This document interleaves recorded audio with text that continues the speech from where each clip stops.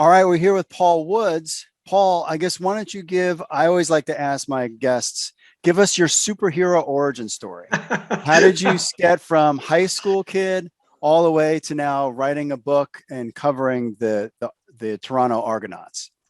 Well, thanks for having me, Mark. It's that's a great question. I don't consider myself a superhero, but I can go for that for sure. Everybody has an origin story. There you go. That's right. So I mean, I became an Argo fan as a kid. I was born in 1957, and around 68 or so, I got into sports for the first time, and I became very fascinated by the Argonauts because at that time they were the coolest.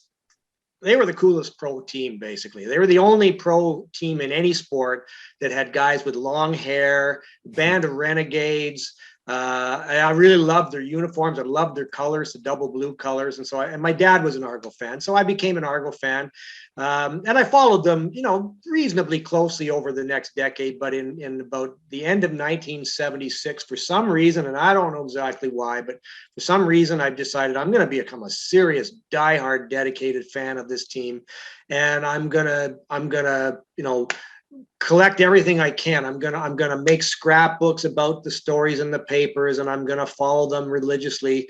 And so I've been sort of doing that ever since. I mean, the scrapbook idea went out the window about 78 because it just became too much time to glue it all together. But I've been still collecting, everything I can get my hands on, written wise, related to the Argos and to a certain extent the Canadian Football League as well. Once I moved to, grew up in London, Ontario, which is about 2 hours outside of Toronto. But moved to Toronto in 1980, got seasons tickets in 81, which happened to be the worst year in team history. But I still loved the team, and I loved going to those games at Exhibition Stadium, the old stadium. I was working in journalism at the time, and I spent a couple of years. Most of my time in journalism was as an editor or running a newsroom. But I did have a couple of years. I got transferred out to Calgary for 2 years in the late 80s, and I got to cover the Stampeders.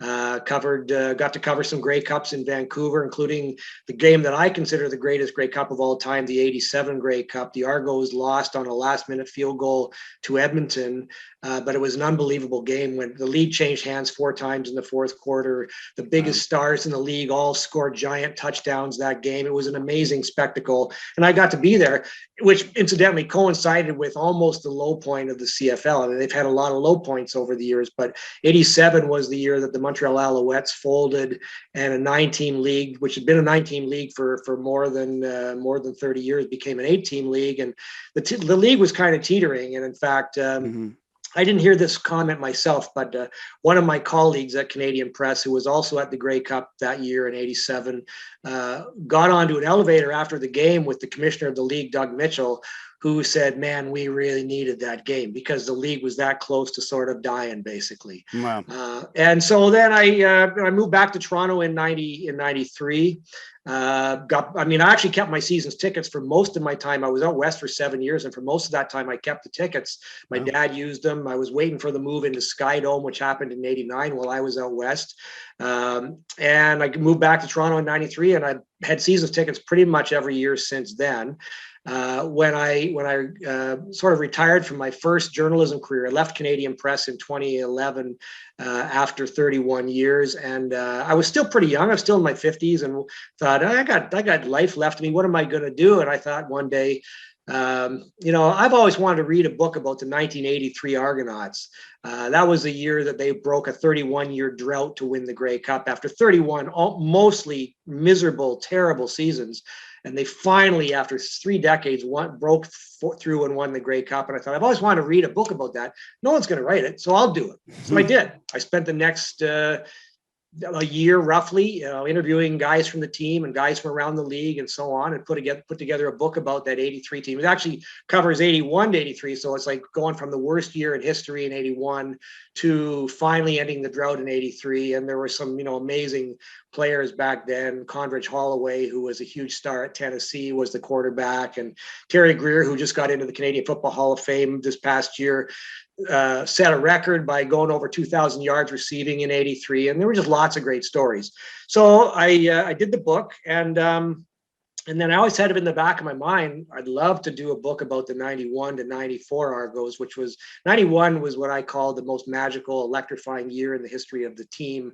They've been around for 148 years. I think they're the oldest football team in the world, the oldest gridiron football team in the world since 1873.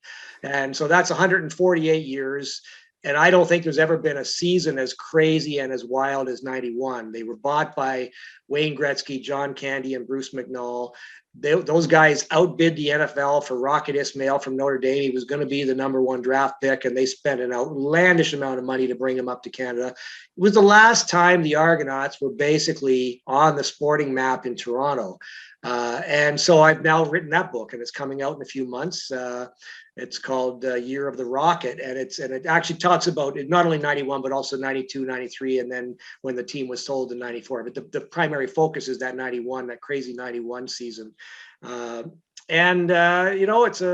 Argos are a real part of me. I've got a huge love for the team, huge love for the Canadian Football League, but I'm worried, really seriously worried, that football as it now stands in Toronto is not going to succeed. And that's why I'm one of the few Canadians, I think, who is massively in favor of this XFL. I want a full-scale merger. I want 2 9-team conferences. I want the whole thing, and the sooner the better, as far as I'm concerned. So you brought up that there was this, as you followed the league, that there was this time when it was teetering, and you talked about that big game. I mean, what's the similarities and differences between the league teetering back then to where it is now? Has it always been just fans in the stands or economics? Well, it's interesting. The league's what's the word? The league's kind of story arc is quite interesting. I mean, it was kind of it was if you go back to the 50s, they routinely, paid more than the NFL. They outbid the NFL for Heisman Trophy winners a few times back in the 50s. It was primarily Canadian players, but starting around late 40s, they started bringing up American players. They called them imports, and the Argos actually were the last team to go for imports, and they had a run of 3 consecutive Grey Cup champions from 45 to 47 with all Canadian lineups, and then the floodgates opened and Americans started to come out. I shouldn't say floodgates, because there's never been, the rosters have always had more Canadians than Americans on them. But over time, the number of Americans has increased and the number of American starters has increased.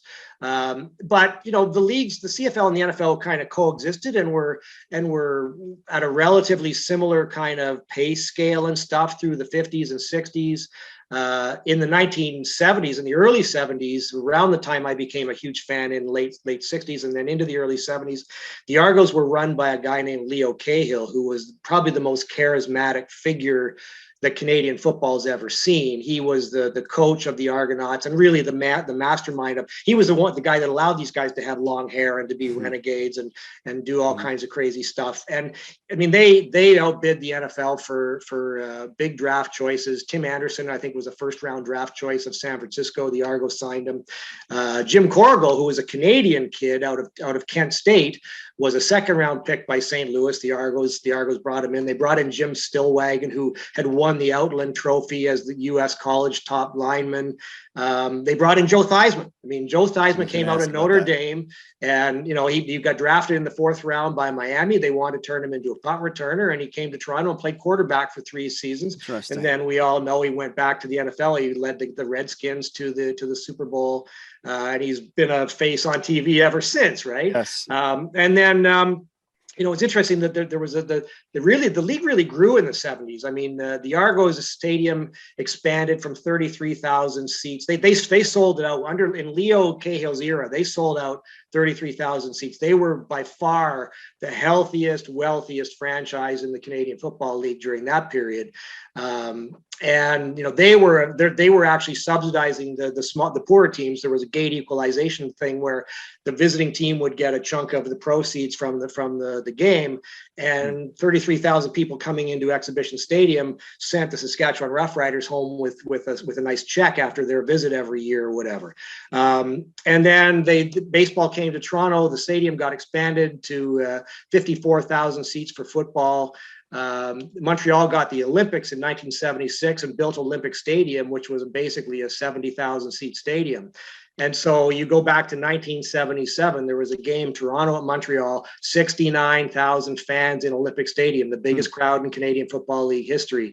Montreal was just, as a sidebar, Montreal was 7-0 going into that game. The Argos were 2-5. The Argos beat the Alouettes for the Montreal's first loss of the year, and there were 69,000 fans there. And then Edmonton got the Commonwealth Games, and the Americans don't really know what the Commonwealth Games are, but it's like the Olympics, but just for the Commonwealth, which is, all the countries that are sort of affiliated with Britain through ties to the monarchy. Gotcha. And so the Commonwealth Games came to Edmonton in '78, and they built Commonwealth Stadium, which started off, I think, at about 45,000 seats and got up to 60,000. And so there was and then BC Place opened in Vancouver in '83, and it was a 60,000 seat dome. And so you had Exhibition Stadium with 54,000 seats, and the Big O in Montreal was 70, and Edmonton had 50 to 60, and BC had 60. And those stadiums were packed back then. The Argos were so huge back in like 77, 78 that they would get 50,000 people for an intra-squad game in preseason. Right. Wow. It was just unbelievable. And of course, then even back then, they were still going for big stars. They brought up Anthony Davis, came up in '76. He was a USC running back who had broken some of O.J. Simpson's records, scored 6 touchdowns once in a game against Notre Dame. Wow. And he played for a year, I think, in the old World League. And then he came to the Argos in '76 and was a complete bust. He was gone. And then 2 years later, Leo was back as coach for his second stint, and he brought in Terry Metcalf. Terry Metcalf had led the NFL in all-purpose yards for the St. Louis Cardinals, was a free agent. In those days, free agency didn't really allow players to move teams the way it does now. So he signed with the Argos in '78 and played 3 seasons up here. Mm-hmm. The Argos outbid the NFL for Bruce Clark in '91. He was the 4th overall pick by the Green Bay Packers. Montreal brought in Tom Cousineau, who was the #1 pick of the NFL draft, a linebacker out of Ohio State. And then Montreal had actually the beginning of the end for the Alouettes. The first iteration of the Alouettes was '81, when they had a guy named Nelson Scalabrini owned the team. He brought in all kinds of high-priced talent. Vince Ferragamo had led the Rams to a Super Bowl game. They lost, but he was in the Super Bowl. 2 years later, he signs with the Alouettes. They signed Billy White Shoes Johnson away from the Houston Oilers. They signed David Overstreet and Keith Gary, who were first-round draft picks. James Scott was a very good receiver for Chicago. All these guys came to the Alouettes in '81. They were awful. It's one of the crazy stories about Canadian football. In those days, the top 3 teams in each division made the playoffs. And I said 81 was the worst year in Argonauts history. They were 2-14 that year. Montreal made the playoffs with 3 wins and 13 losses. Oh. So it's crazy, right? And then Ottawa got to the Grey Cup with a 5-11 record and almost won the game against the greatest dynasty Canadian football has ever seen. So there was all this success going on, and then Montreal went to hell real quick. Like after that '81 season, interest dried up completely in Montreal. The Argos played game in the Olympic Stadium in '82, and I think there might have been 6,000 people in a 60,000 seat stadium. Wow. They were gone by '87. The Argos made the first of many corporate and ownership mistakes by not responding to the brilliant marketing of the new baseball team, the Toronto Blue Jays. They came in '77 and they marketed to families and young kids and reasonably priced tickets. It's a great day in the ballpark. And the Argos had this belief. Hey, Ralph Sazio came to the team in '81 as general manager. Ralph believed that all you got to do to sell tickets is be a winning team. No, you need to do a lot more than that in Toronto. And baseball became the beginning of the downfall of the Argonauts franchise. They built Skydome in '89. It was built because there was a Grey Cup game played in '82 in Toronto, which was a pouring rain, just absolute torrent of rain. And after that game, the politicians had the will. The premier of the province was a huge Argo fan. And so he decided, we're going to get a better stadium. We're going to get a retractable roof dome stadium, which they built at ridiculous expense. It ended up costing about $600 million, which was a ton of money back in those days. And unfortunately, it was built way more for baseball than football. It was a terrible facility to watch football in. So the Argos became the second-class citizens in their own building. And then they had a series of bad owners. and bad ownership decisions. And the league had a lot of teetering on the brink in a lot of places. The Calgary Stampeders almost went out of business in 85. Montreal did go out of business in 87. The Saskatchewan Roughriders, who are unquestionably the most successful franchise in the league at the moment, they had to have a telethon in 88, I believe it was, just to raise funds to keep going. I mentioned 91 being the most magical, electrifying year of the Argos with Gretzky and Candy and the Rocket and all the hype and hoopla that followed that team around. Their first game that year was in Ottawa. And a month later, the Ottawa Rough Riders filed for bankruptcy and the keys were taken away from them. And the league ran the team for the rest of the year. So a whole lot of stories about, is the league going to survive? Is the league on the break? And just gradually over time, you've had the Raptors came to Toronto and became a big thing. The MLS got here. TFC became a big thing, very well marketed by MLSE, which now owns the Argonauts as well. And meanwhile, the NFL, the aura around the NFL became so huge with the amount of money they pay for players and the incredible televised spectacle. And we've always had tons of NFL games broadcast into Canada because we've had, Canada was an early adopter of cable. And so there were NFL games, at least 2 games every day, every Sunday across this country. And now there's a multitude of them, even without a direct TV package. And so all that stuff added up, and slowly over time, interest has waned particularly in Toronto. I mean, it's been up and down in other markets. There were years when Hamilton was on the break, and now Hamilton's very solid footing under their owner, Bob Young.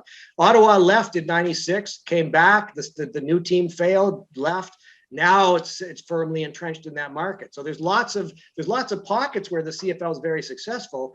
It's not successful in the 3 biggest markets, Toronto, Montreal, and Vancouver. And living in this market, in the Toronto market, and having followed the Argos as closely as I have for the last 50 years, I don't know that I see it getting better under the current structure of a 9-team Canadian Football League. I just don't think football, Canadian football as it now stands, is ever going to be seen as a cool thing in this market. I think if they did merge with the XFL and they made the rules really exciting, and they had, instead of always being Hamilton or Saskatchewan coming to town, you had New York and Los Angeles and Houston coming to town sometimes. Mm-hmm. I think it's got potential to work. To me, it's a home run play, and they need to do it, because I'm worried that 2 years from now, I may not have a team to go watch if they don't make this work. Now, in Toronto, how would you rank the Argos as far as the Blue Jays and the Toronto Maple Leafs? Like where do they? Yeah. Let's just say this: where do they rank now? And where did they rank maybe in the 80s and 90s? Well, that's a great question. Right now, they rank 5th. I mean, they're obviously, the Leafs are by far the biggest thing. I mean, above all, people say it's not a hockey town, it's a Leafs town, and it is. It's absolutely, the Leafs are gigantic.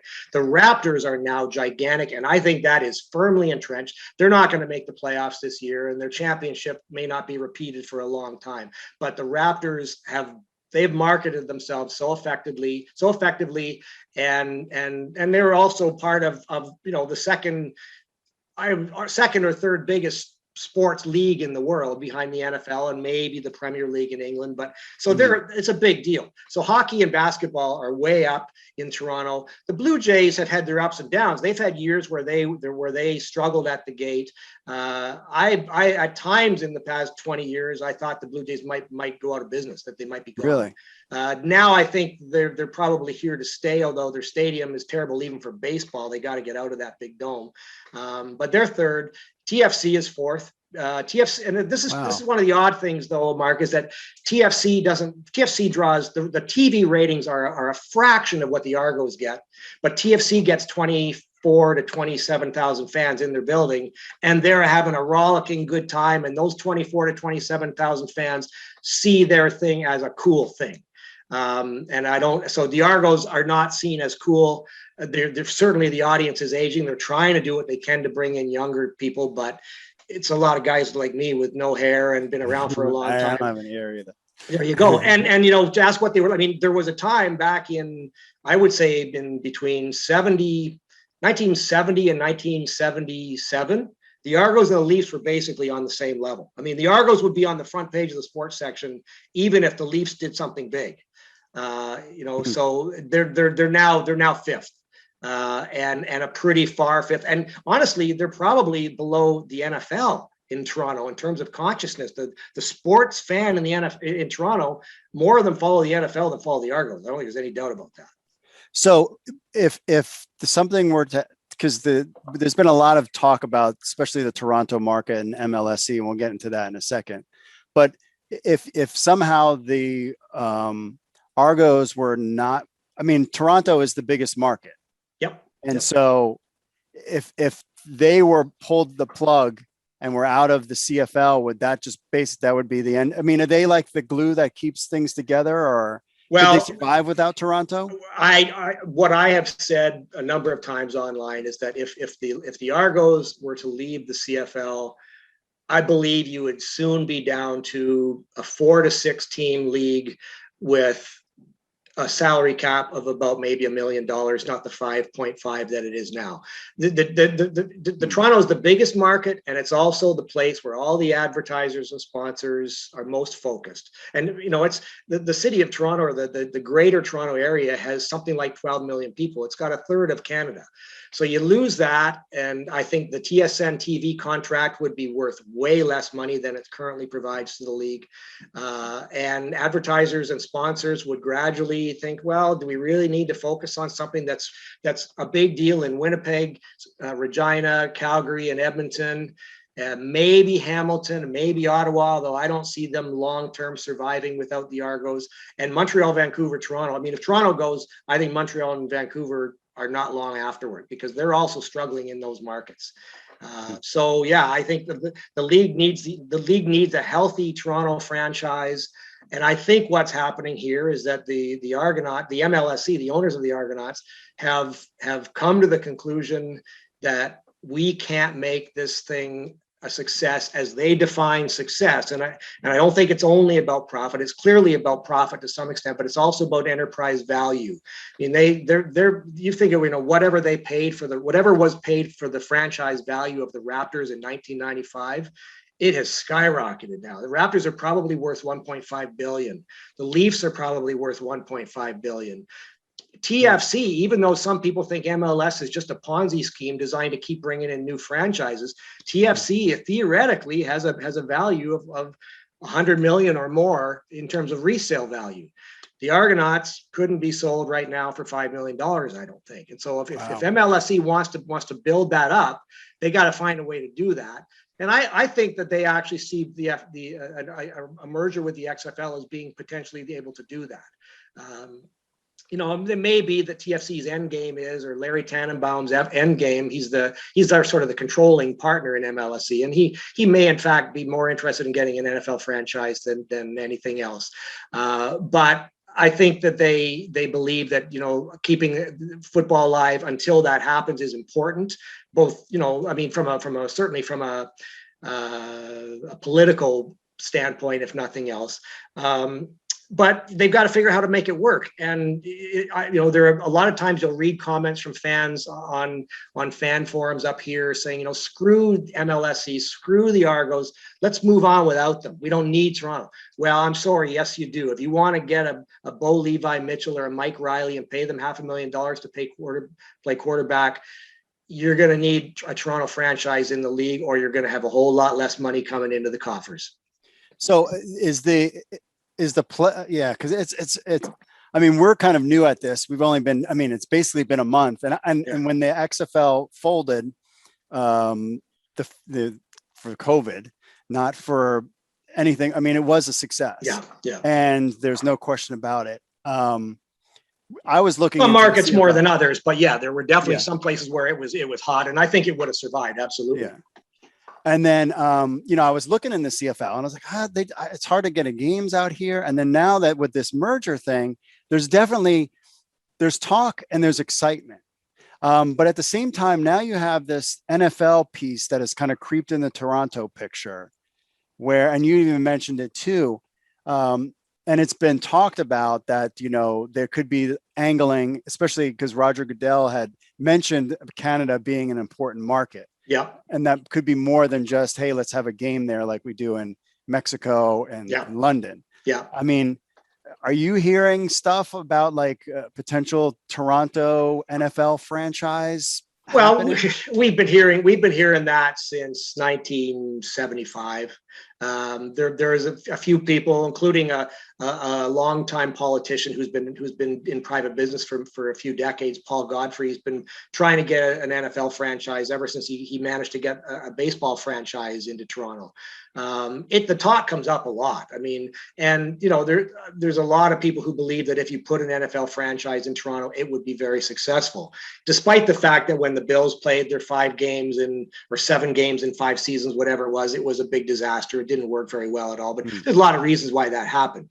But I mean, at the same time, there's got to be some realism here. You can't play an NFL. You can't put an NFL team in Sky Dome. The stadium is just awful. It's 30 years old, 32 years old now. It's not configured well for football. It is definitely not configured well for an NFL-sized, smaller football field. Most of the most expensive seats are miles from the action. It's crumbling. It's just like you couldn't do that. You'd have to have a new stadium. And we know what, Dallas spent $2 billion for that stadium or whatever. You need state of the art. You're going to need to have a franchise fee that's going to have to be some enormous amount. Even if you'd managed to somehow move an existing team, you'd have to pay a lot of money for it. So I don't see that being very realistic in the short term. Long term, I'm sure there are going to be a lot of people. There are a lot of people right now, a lot of rich people in Toronto thinking about how could we do this? How could we make it happen? I'm sure Paul Godfrey is one of them. But that's a play that may happen at some point down the road. I don't think, frankly, I don't think there's a hell of a lot of value in the NFL coming to Toronto. They've already basically captured the Canadian market and certainly the Toronto market. There, people, you walk around on a Sunday in downtown Toronto and there are people walking into sports bars with Steelers jerseys and Bills jackets and Green Bay Packers outfits. I mean, they've kind of got the best of everything right now. And a lot of the advertisers who spend a lot of money on CBS and Fox and NBC and ESPN, they don't really care about the Canadian market, right? They're not looking to sell insurance. Geico's not selling insurance in Canada. Mm-hmm. So they don't care about the ratings up here. And the NFL already gets good ratings, and they've already got a package. They sell their product to Bell, which is one of the 2 broadcast partners that own the Toronto Argonauts. And so the airwaves are full of NFL games every week already. And why would you want to dilute your revenue by adding another franchise in a market that's not really going to get you a lot back? I could see them going to London and Mexico City before they go to Toronto. Interesting. Now, one of the things that I've learned is this whole MLSC deal. Some people make them out to be a villain in this narrative, but then there's this other part where it's like, well, if the league doesn't work and they want to change it, like, so where do you fall in this kind of story with them? Well, they own basically everything in Canadian sports. That's essentially, in a way, right, because the structure of MLSE, just so you know, is Larry Tannenbaum owns 25%, and then the other 75% is split equally between Rogers and Bell, and those are the 2 primary broadcasters in the country and the primary cable operators in the country. So Rogers has a huge sports network which has no Canadian football on it right now, and Bell has a huge Canadian sports network which has all the CFL on it. Rogers has the exclusive rights to the Blue Jays because Rogers owns the Blue Jays by itself. The 2 of them combined own the Leafs and the Raptors and TFC and the Argos. But it was interesting when the Argonauts ownership has changed hands twice in the last 5 years. First, it was sold to Tannenbaum and Bell, but not Rogers. And then 2 years later, Rogers bought in and it became an MLSE property. And I don't know if Rogers was brought in kicking and screaming, or whether they just decided, we're going to go in on this because of the possible prospect that maybe eventually we'll all get an NFL franchise. I don't really know. There's a lot of people that say Rogers, slags the CFL, and they don't provide much coverage of it. Not surprisingly, it's a competitive world. They're trying to draw viewers to their product, and their product has no Canadian football, and they don't have any NFL either, for that matter, because Bell has that exclusive rights. So Rogers, what little coverage they give the CFL often tends to be fairly negative. And Rogers is Sportsnet. Yes, Rogers is Sportsnet. That's right. So that's Arash Madani and other people like that. And there are fans there. Tim McAuliffe, who's one of their prime hosts, loves the CFL. But they often have little to say about it. MLSE is, there are people there are even Argo fans who are frustrated with them. I don't really call myself one of them in this camp. When we moved into BMO Field, which is the outdoor stadium, smaller. It's a 28,000 seater. It's a beautiful place to watch a game. It's an absolutely fabulous. And we've been in Sky Dome for almost 3 decades, and it was a terrible place to be. We were second-class citizens, awful place to watch a football game. So there was a belief that all you got to do is get it back outdoors into this beautiful facility, and the fans will flock there. Didn't happen. I was one of the people that said, we're dealing with 35 years of between neglect and abuse by bad owners over the years. And it's going to take 3 to 5 years to build back the base and get that place to 20,000 people a game, which I think is 20,000 people you could break even, I'm sure. Then, though, when it didn't happen, we've now had 4 seasons in that building, and the numbers are not getting any better. For a while there, I was saying, okay, it's probably more of an 8 to 10 year project. And maybe you could do it in 8 to 10 years, but I think it's pretty evident now that MLSE does not want to spend 8 to 10 years trying, and they may have concluded from market research and from whatever they've done to market the team, and they have done some stuff. Some people say they haven't done enough. I don't really buy that, because I don't know how much they've spent, and I don't know what they've seen as useful marketing or not useful marketing. It's an easy fix for people to say, just spend more money on marketing and you're going to sell tickets. It doesn't work that way. Yeah, no. So I don't think of them myself as a villain. I think of them as people that have been pretty realistic in figuring out this isn't working and it's not going to work. So we got to do something drastic, and this XFL idea to me is like the home run play. Let's go for the big bang. Let's come up with rules that make it really attractive to young people. Let's get on the betting bandwagon real big, because betting is coming. Oh yeah. And let's turn from this little dinky league that's been the same number of teams basically since 1954. Well, every other league is expanded. Every other league is 3 times as big as they were back then, or in the case of at hockey, they're 5 times as big as they were back then. Mm-hmm. Let's double in size, and let's get the marketing muscle of The Rock behind it. Maybe that's a veneer. I don't know. They also thought they'll bring in Bruce McNall and Wayne Gretzky and John Candy was going to be the salvation of the league.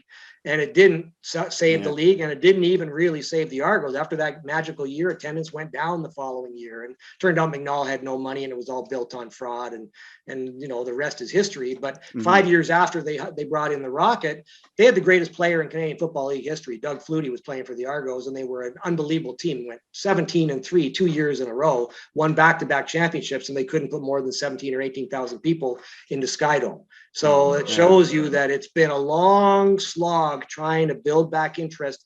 I don't see it ever getting back to where it was in the late 70s when they were on a par with the Leafs. I do believe that football can survive and can be a thriving thing. But to me, this XFL idea is, yeah, you know what? It's radical, but I'm in favor. I want to have a team to go watch, man. And I'm the same way. If it plays 4 downs and it's 11 man, I don't care. I want to cheer for the Argos, the double blue. I want to be there and be part of that, right? Yeah. Well, it's interesting that one of the critiques of the XFL, even though it was 5 games, as somebody who's a DC Defender season ticket holder and went to games, I will say that there was a much young, especially if you've seen the videos of the beer snake. I was right there. I sat across from them making this big beer snake that was all over the press and everything. All young fans, all like your 20 somethings. That's exactly what the league needed. And it was not like, I mean, it was families because it was affordable. I mean, there's a lot more to the critique that the XFL, doesn't have any players and coaches. We get all that, but there is a model that worked. I mean, the games were cheap to go. I mean, my season tickets, and I sat right on the bar where the end zone was. I mean, Oliver Luck, the former president of the XFL, was standing like right there. And I was like, "Hey, Oliver, what's up?" And he turned, I mean, that's how close I was.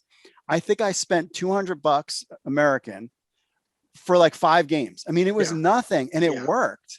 And so I could see that type of playbook along with the playbook of the CFL, because it seems like Randy Ambrosie was trying to like get into these other markets, and there's this whole global draft and that whole piece of that. When did that just come with the Randy Ambrosie era? Essentially, it goes back a couple of years. It was an Ambrosie initiative, as far as I know. Just to go back to your point about the fun and excitement and the youthful attendance. The fact is, the CFL does have that. They have it in Ottawa. They've got it in Hamilton. They've got it in Winnipeg. And in fact, the beer snake began in Winnipeg. Trust me, they were doing the beer snake 30 years ago, right? I've heard that. So, but like in Hamilton and Ottawa, the games are packed with young people who are there to party. They're not really there to watch the football game, but they're bringing their ticket dollars in, and they're buying lots of beer. And frankly, that's what kind of revived the Blue Jays in this market as well. It became the place for kids to go and party on the weekends. So I believe it is doable. The trick is, say, how do you break that through into this market? TFC, the MLS team, to some extent has that. They've become the hip place for a crowd of 20 and 30 somethings to go and drink a lot of beer and do all the chanting that you do at a football game. Mm-hmm. And if the Argos could somehow tap into a similar vibe, I believe it could be incredibly fun for people to be there, because it is fun. Even with 12,000 diehards like me, it's an incredibly fun atmosphere. Mm-hmm. So yeah, I think that, if maybe MLSE sees this as, we can't sell the tired old brand of Canadian football when we can't keep selling the Hamilton Tiger Cats and the Saskatchewan Roughriders. It's been said many times, and I think there is a lot of truth to it.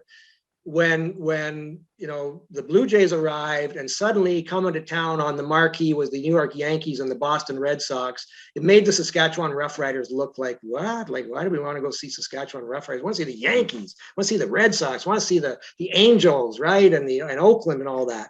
Mm-hmm. So, Toronto, I think, kind of outgrew the CFL a little bit. Also, the demographics have changed. I mean, Canada is a very multicultural country, but Toronto in particular is an incredibly multicultural region and city. You didn't grow up, a lot of the people living here did not grow up with gridiron football. They grew up with soccer or basketball in some cases, because basketball is played all around the world. And if you really want to follow sports that matter in this market, you got to follow the Leafs. So football becomes kind of like an afterthought. And then meanwhile, every Sunday afternoon, you got three NFL games coming in the afternoon, another one coming in that night, another one on Monday night, another one on Thursday night. And they're an incredibly well-produced spectacle. And the NFL has gotten way more entertaining than it used to be. And the CFL entertainment value has gone down. This is the thing that really drives me crazy. I would, for most of my life, I was adamant Canadian football is more entertaining than NFL. I can't say that anymore. It's really not. The NFL has borrowed tons of stuff from the CFL. They finally figured out that they should sign the kind of quarterbacks that used to have to come to Canada because they were too black or too mobile for NFL standards. And so, if 30 years ago, Russell Wilson would have played in Canadian football, right? And Lamar Jackson and those guys, now the NFL's figured out how good they are. So we've lost that. And the NFL has figured out they go to spread offenses. They go to five receivers. They borrowed tons of the innovations of Canadian football. And at the same time, we've built up our rosters so big that it's affected, it's all these guys that all these defensive specialists are now on the roster, and it slowed down the play clock. And so we get fewer plays per game than we used to. Because I wrote this book about the '91 Argos, I've been doing a lot of looking at old videos of games from back then, and I think '90 and '91 was the peak of Canadian football's excitement and entertainment value. And I've got a 30-second skip feature on my DVD recorder, and so I can watch a play. As soon as I hear the whistle, I skip 30 seconds, and the next play is underway. And now that doesn't happen. Now the whistle blows, and they move the yardsticks or they don't move the yardsticks, but the ref sits there and watches and makes sure that all the situation substitutions happen, and then he starts the 20-second clock and teams run it down. And I've sat in the stadium at BMO and watched the clock, and I watch, okay, so the whistle blew, okay, what's the time? And I watch it tick down, and we often have 35 to 40 seconds of game clock between snaps. And I've done some look. I mean, I looked at the stats for 2019. The CFL averaged 55. Each team averaged 55. Each team averaged 55 offensive snaps in a game. The NFL, it's like 71. There's more plays in an NFL game than there are in a CFL game. So we've lost the entertainment value. We still have some incredibly exciting things. We have way better kick returns and special teams and all that stuff. And I believe that we don't use the motion that we can use as much as we should, the offensive motion and stuff.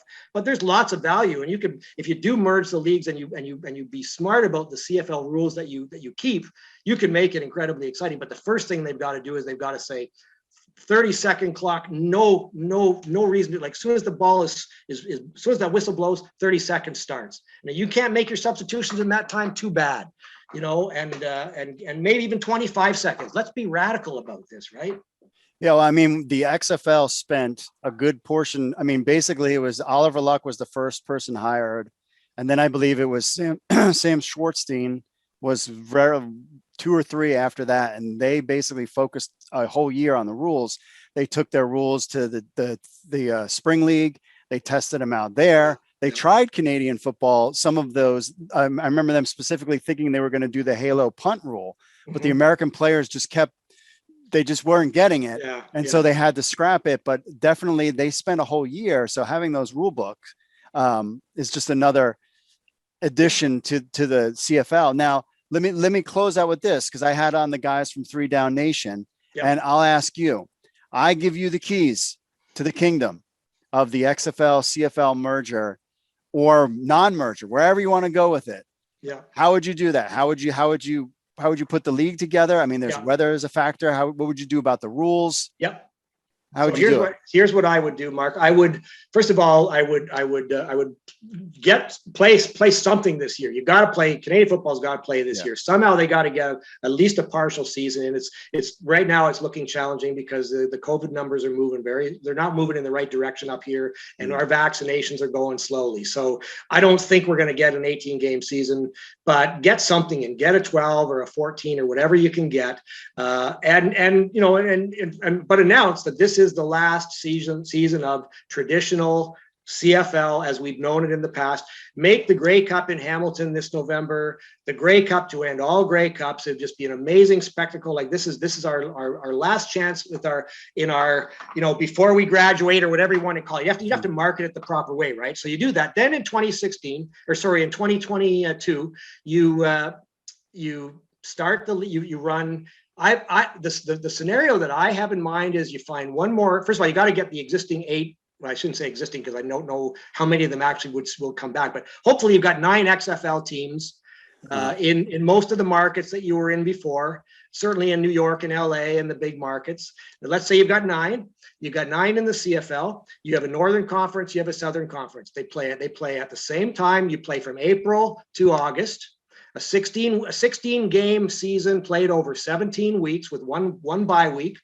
And the way in my vision of it is you've got you keep the division. So you've still got the East and West in the Northern Conference, and you've got the East and West in the Southern Conference.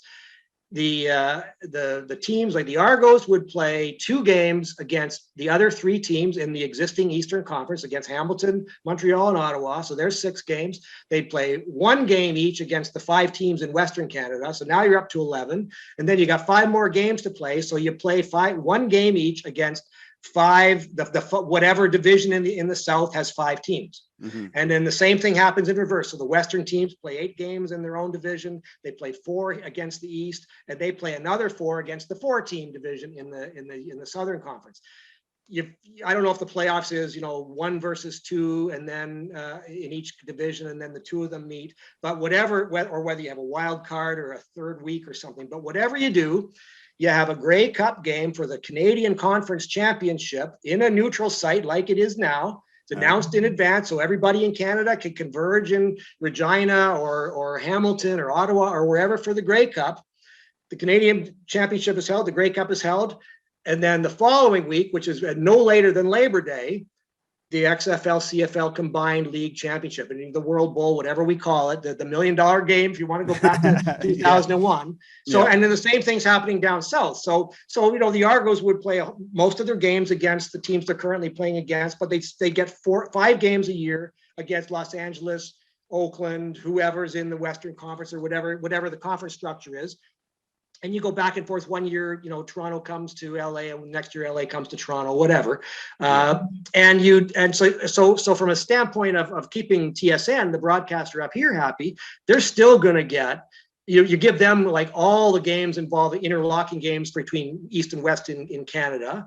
You give them some of the games involving Canada versus US teams, but you also open that up to another broadcaster in Canada, bring Sportsnet into the loop by giving them some games between Toronto and the DC Defenders. Mm-hmm.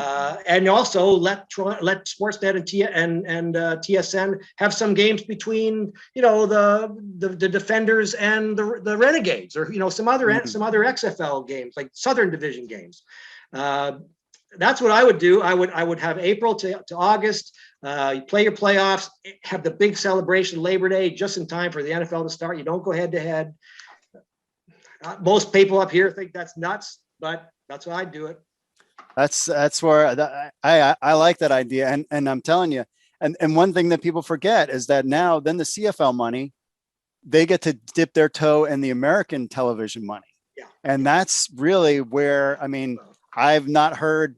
I've been, following football, following baseball and basketball. I've never heard anybody have to talk about closing any NFL team since I've been alive, let alone, I've heard of some badly run franchises, but it's interesting now maybe money covers some bad play. Oh yeah, they've got so ownership much money coming in now. Yeah. The one question that people have raised, and it's a valid one, I think, is how much TV money can you actually get down south? Because the recent history has been that they've had either revenue sharing arrangements or we'll buy the time and we'll sell the ads or whatever. Can you get a big score?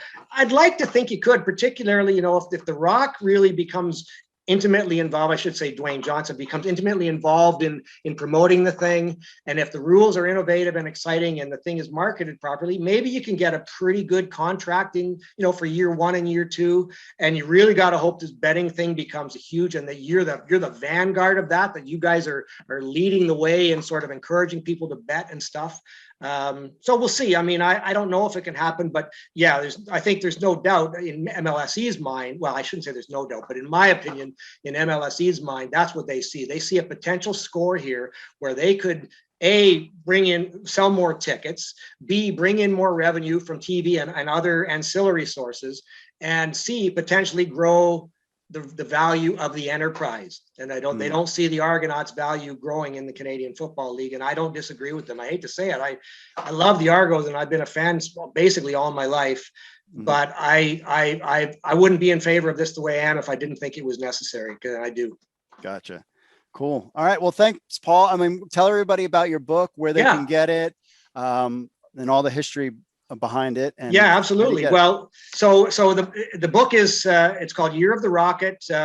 When John Candy, Wayne Gretzky, and a crooked tycoon pulled off the craziest season in football history.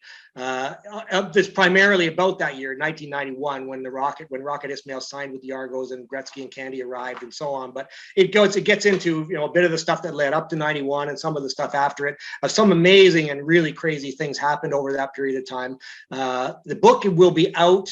Don't know the exact publication schedule yet. We're kind of waiting to see when football is played in Canada, because we're trying to tie the release to the beginning of the Canadian football season. Yeah. But for sure, within a few months, the book will be out. It'll be available for sure online at places like Amazon. There's some talk we may be able to get a distribution deal in the US, so maybe you'll be able to find it in your Barnes and Noble, maybe in LA or something where John Candy and Gretzky are big. I don't know if it'll be in every single bookstore across the United States, but it's a hell of a read. I obviously I wrote it, so I'm biased, but I talked to more than 100 people, including all the owners, McNall and Gretzky and John Candy's family, and all the players and coaches and people from around the league. Just a lot of really great sources that had lots of amazing things to say. I learned a lot of stuff that I hadn't learned before, and it's a fun story about what I think is, out of almost 150 years of Toronto Argonauts playing football,